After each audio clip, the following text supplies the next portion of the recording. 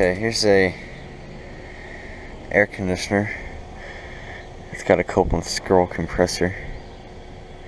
I'm not sure exactly what brand it is. Looks like a ICP. Possibly a Payne. It's a 5-ton from 2011.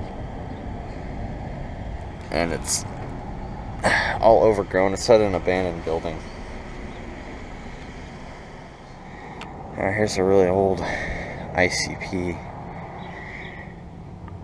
It's got a Copeland recip.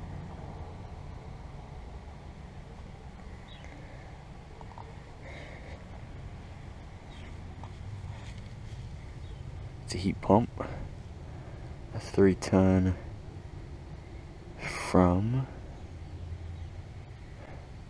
I'm not exactly sure.